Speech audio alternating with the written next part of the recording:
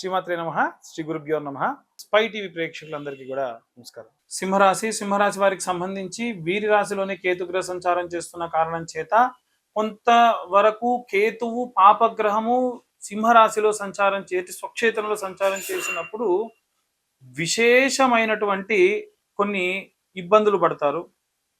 కొన్ని రకాలైనటువంటి అనుమానాలు, కొన్ని రకాలైనటువంటి అపోహలు, అస్సలు అక్కడ ఏమీ లేకున్నా ఏదో ఉంది అనేటువంటి భావజాలంతో ఉండడము, అనవసరంగా అనుమానించడము, ఇలాంటివి జరిగే అవకాశం ఉంది. 12వ స్థానంలో మాత్రం అంటే వ్యయస్థానంలో గురువు, శుక్రుడు, బుధుడు ఉన్న కారణం చేత ఏంటంటే పెళ్లి కోసం కానీ, పెళ్లి సంబంధాల కోసం కానీ, లేకుంటే వివాహం కుదిరిన తర్వాతకి ఎంగేజ్మెంటు, పెళ్లిళ్ళకి, ఫంక్షన్ హాల్స్కి, భోజనాలకు, వీటికి సంబంధించి కానీ, పిల్లలు ఏవైనా ఫారిన్ కంట్రీస్లో ఉంటే ఎంఎస్ చేయడానికి, లేకపోతే వీసా కోసము, లేకుంటే పాస్పోర్ట్ కోసము, లేకుంటే లాయర్ వెరిఫికేషన్, పోలీస్ వెరిఫికేషన్ కోసమని రకరకాలైనటువంటి వెరిఫికేషన్స్ కోసం డబ్బు ఖర్చు అయ్యే అవకాశం మాత్రం ఉంది.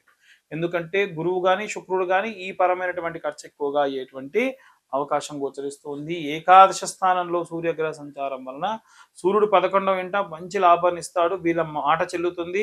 ఎక్కడైనా సరే వివాహమైన వాళ్ళు, వివాహం కాని వాళ్ళు, ఉద్యోగస్తులు, గృహిణులు, పిల్లలు వీరు ఏదన్నా చెబితే ఖచ్చితంగా గ్రాంటెడ్ గా తీసుకుంటారు. అంటే వీరు ఏదో చెప్పారు, వాడు ఏదో చెప్పి వెళ్ళిపోవడానికి కాకుండా అవసరమయ్యేటువంటి విషయాన్ని చెప్పాడు అనేటువంటిది, అది ఎప్పుడు కూడా మీకు మర్యాద అని వాళ్ళు కూడా ఈసారి మర్యాద ఇస్తారు. మీరు చెప్పిన సలహాలు తీసుకుంటారు, మంచిగా భావిస్తూ ఉంటారు. అలాగే 7వ స్థానంలో రాహుగ్రహ సంచారం వల్ల చెప్పాను కదా, అనుమానాస్పదమైనటువంటి ప్రవర్తన ఎప్పుడు కూడా చూడండి. లగ్నంలో వీరి యొక్క రాశిలో గనక రాహు ఉంటే 7వ ఇంట కేతువు, 7వ ఇంట గనక రాహు ఉంటే వీరి రాశిలో కేతుగ్రహ సంచారం ఉంటుంది. దీనివల్ల ముఖ్యంగా సఫర్ అయ్యేది భార్యాభర్తలు, తండ్రి కొడుకులు, తల్లి కూతుర్లు, ఇలా ఎక్కువగా అవుతూ ఉంటారు. లేదా పార్ట్నర్షిప్ వ్యాపారాలు చేసేటువంటి వాళ్ళకు కూడా ఒక సందిగ్ధంలో అనుమానాస్పదమైనటువంటి వ్యాపారమే చేస్తూ ఉంటారు. లాభాలు ఉన్నప్పటికీ తృప్తిగా లేనటువంటి పనులు చేస్తూ ఉంటారు.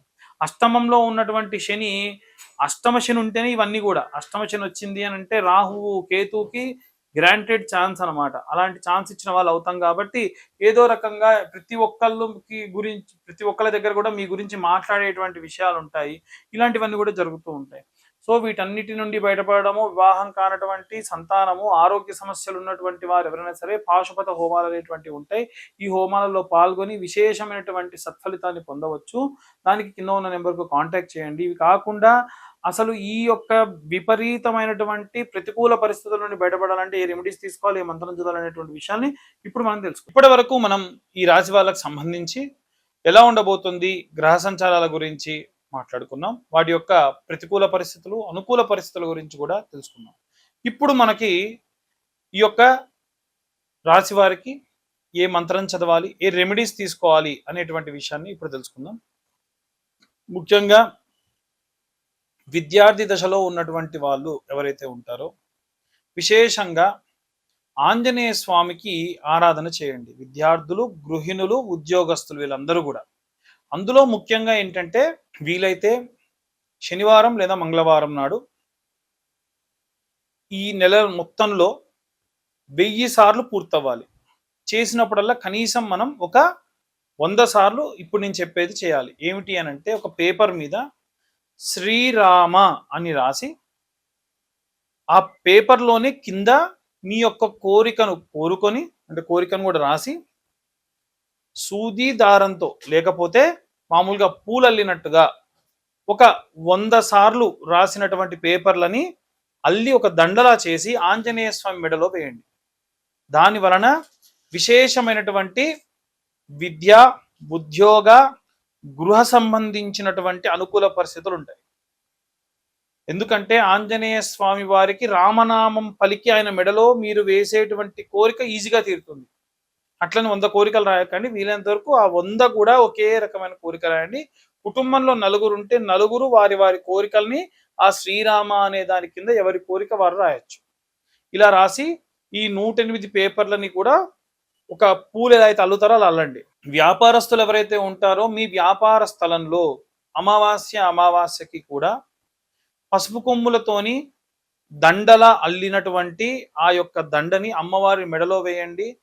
జనాలు ఎవరైనా సరే మీ షాప్లోకి రాగానే అమ్మవారు కనిపించాలి. అలాగే జనాకర్షణ యంత్రము అని ఉంటుంది, లేదా నరఘోష యంత్రం అని ఉంటుంది. వ్యాపారం బాగా కొనసాగేటువంటి వాళ్ళు ఎవరన్నా ఉంటే వారు దిష్టి తగులుతుంది అనుకుంటే నరఘోష యంత్రాన్ని పెట్టుకోవాలి. ఎవరైనా సరే ఒకవేళ ఈ వ్యాపారం బాగా సాగట్లేదు అనుకుంటే గనక ఈ యొక్క జనాకర్షణ యంత్రం పెట్టుకోవాలి. ఆ యంత్రానికి సంబంధించి కింద ఉన్న నెంబర్కు కాంటాక్ట్ చేయండి. నేనే స్వయంగా పూజలో పెట్టి సంపాదితాద్యంలో వేసింది మీకు పంపిస్తాను.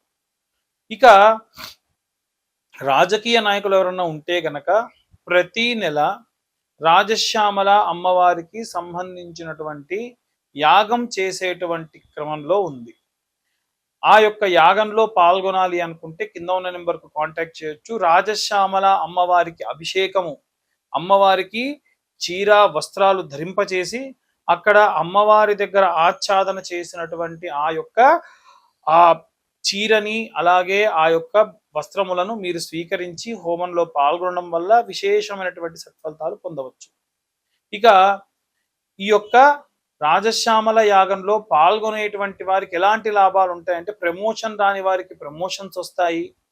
అలాగే ఉద్యోగంలో ఇంకా ఏదైనా సరే ఇంకో చోటికి బదిలీ అవ్వాలనుకున్న వాళ్ళకి బదిలీ అవుతాయి. రాజకీయ నాయకులకైతే కనుక వారు అనుకున్నటువంటి రాజ్య సిద్ధి, రాజ్యలక్ష్మి యొక్క సిద్ధి కలుగుతుంది. కాబట్టి దానికోసం ఈ రాజశ్యామల యాగం అనేటువంటిది సహాయపడుతుంది. అలాగే ఎవరైతే ఈ యొక్క రైతులు ఉంటారో వాళ్ళు అంతకు మునుపు నెలలో నేను చెప్పింది మీకు చాలా సులువుగా, మీరంతా మట్టికి చాలా దగ్గరగా ఉంటారు కాబట్టి జంటనాగులు ఉన్నటువంటి దేవాలయంలో అభిషేకం చేసి ఆ అభిషేకం చేసినటువంటి నీరు కానీ పాలు కానీ ఎక్కడైతే మట్టిలోకి వెళ్తాయో ఆ మట్టి అంతటిని కూడా తీసుకొని వాటిని తీసుకొని వెళ్ళి మీ యొక్క పొలాల్లో చల్లుకోవడం మంచిది. మీ పొలంలో నైరుతి భాగంలో గుమ్మడి పండు అలాగే నిమ్మకాయ పోసి పెట్టండి. పసుపు కుంకుమ వేసే పని లేదు. దీని వలన భూమికి సంబంధించి సారము చాలా అద్భుతంగా పెరుగుతుంది. ఆరోగ్యం బాలేకుండా ఉన్నటువంటి వృద్ధాప్యంలో ఉన్నటువంటి వాళ్ళు ఎవరైనా సరే ప్రతి నిత్యము కూడా సాయంత్రము కాలభైరవాష్టకాన్ని చదవడం మంచిది. దీని వలన విశేషమైనటువంటి మంచి సత్ఫలితాలు పొందుతారు. వీలైనంత వరకు ప్రతి నెల కూడా నాకు వీలైనంత వరకు ఎక్కడెక్కడ ఎవరెవరు ఎలాంటి గురువులు ఏదైనా ఏం చెబుతున్నారు, ఏ పీఠాధిపతులు ఏవి చెబుతున్నారు, మనం జనాలకు ఎంత వీలైతే అంత ఈ రెమెడీస్ని తీసుకెళ్ళాలి అని అనుకుంటూ ఉన్నాము.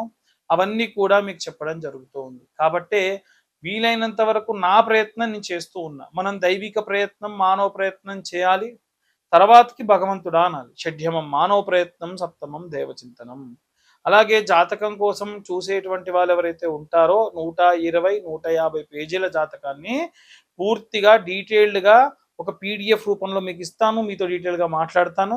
అలాగే ఈ యొక్క పీడిఎఫ్కు సంబంధించి కావాలి అనుకున్నటువంటి వాళ్ళు కింద ఉన్న నెంబర్కి మీ పేరు, మీ date of birth, time, place WhatsApp చేస్తే డీటెయిల్డ్గా జాతకం అంతా కూడా మీకు అందించడం జరుగుతుంది. అలాగే ఈ యొక్క నెలలో ఎవరైనా సరే అన్నదానాలు చేయాలి అనుకునేటువంటి వాళ్ళు, విపరీతమైనటువంటి కోరికలు తీరాలి అనుకునేటువంటి వాళ్ళందరూ కూడా ఈ కేటగిరీలోకి వస్తారు. మీరందరూ కూడా నిత్యం అన్నదానం చేసేటువంటి వాళ్ళే. ఎలా చేయాలండి అనంటే ఒక పిరికెడు బియ్యం మీరు అన్నం వండుకునేటప్పుడు కొత్త డబ్బాలో వేయండి, తూచా తప్పకుండా. 3 నెలలకో 4 నెలలకో 6 నెలలకో ఆ బియ్యం ఎంత జమ అయితే అంత ఎక్కడ అన్నదానం జరుగుతుంటే అక్కడ తీసుకెళ్ళి ఇవ్వండి. దానివల్ల నిత్యం అన్నదానం చేసినటువంటిది మీ అకౌంట్లో పడుతుంది. కాబట్టి ఈ రెమెడీస్ అన్నీ కూడా ఏంటంటే మనము మనుషులుగా పుట్టి దేవుడికి ఎంత చేరువుగా అవ్వాలి, మానవత్వానికి ఎంత దగ్గర అవ్వాలి అనేటువంటివి మిళితం చేస్తూ మీ అందరికీ అందించడం జరుగుతుంది. సర్వే జనా సుఖినో భవంతు. స్వస్తి.